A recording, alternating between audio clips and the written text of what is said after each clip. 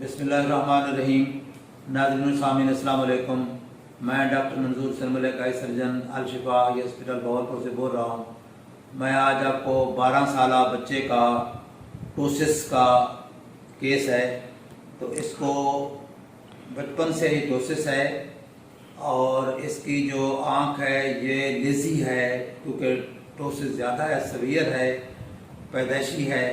तो इसने प्यूपिल को कवर किया हुआ है, आँख की पुतली को इसने कवर किया हुआ है, तो लिहाजा ये आई जो है ना अम्ब्लैपिक हो गई है, लेज़ी हो चुकी है।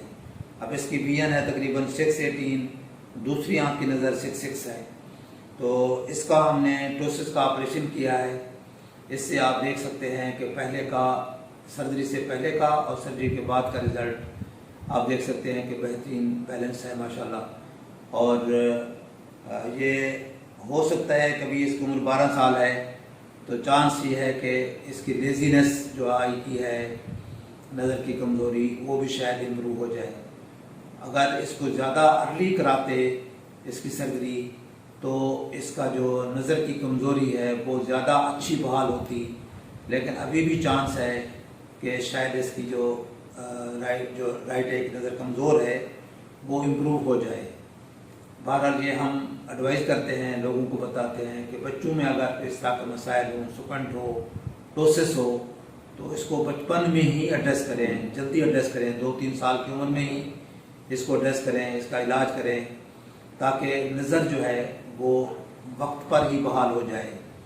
वरना अगर आप लेट करते हैं तो वो आँख कमज़ोर हो जाती है दूसरी आँख की निस्बत, और फिर उस आँख को, उसकी नज़र को इम्प्रूव करना, उसको बढ़ाना बड़ा मुश्किल होता है। पैचिंग करनी पड़ती है, एक्सरसाइज देनी पड़ती है, तो मुश्किल से फिर वो नज़र इम्प्रूव होती है।